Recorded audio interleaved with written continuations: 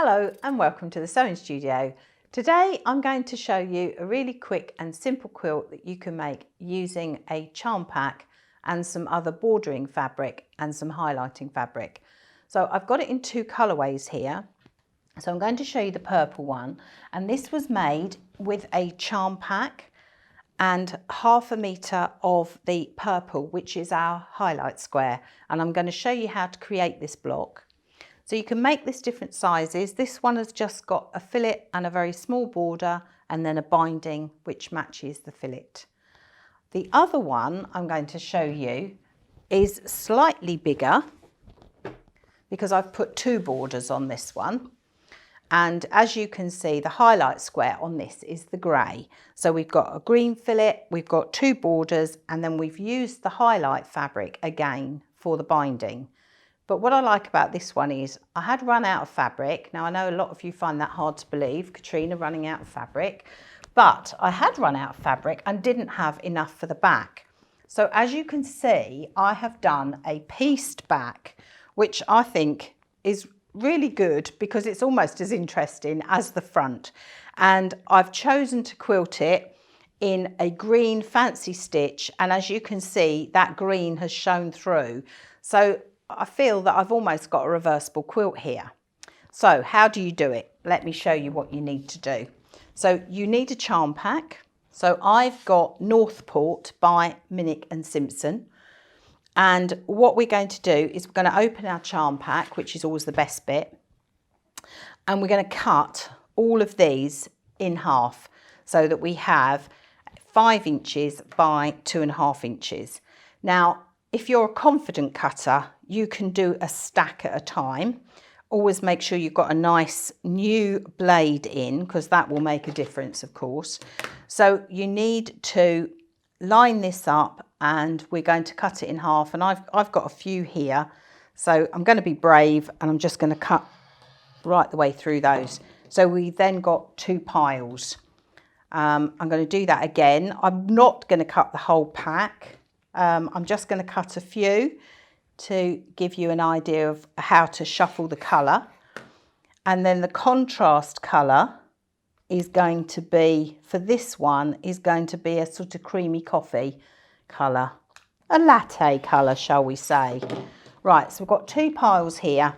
And what we need to do is just sort of shuffle them up. So we're going to put, say, those 2 together as a pair. So I'm just going to go to the sewing machine. What's good about this one is you can chain piece it. So you can cut them all up, you can sit at your machine. We use a 1/4 inch seam, as we always do in quilting. And we are just going to sew to the end. But what I'm going to do is I'm going to show you how you can do some chain piecing. So make sure your needle stays down when you finish stitching. So we're going to sew to the end, 1/4 inch seam. And now I'm going to stop with my needle down.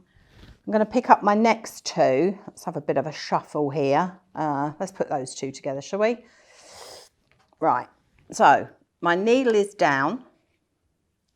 Join those up. I don't pin anything. Join those up. And we go right to the end. Stop with your needle down and so on, and just pick more and more up until in the end you've sewn your whole pack together like that.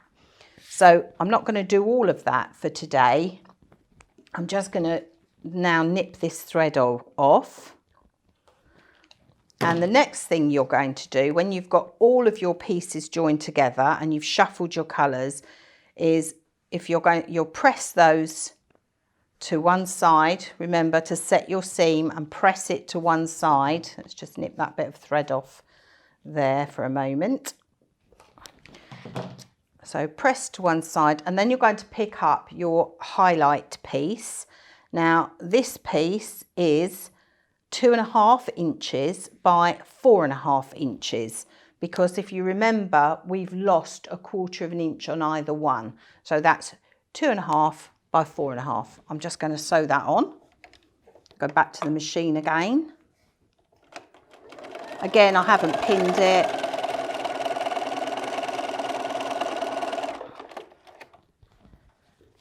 and let's just snip that bit of thread off again.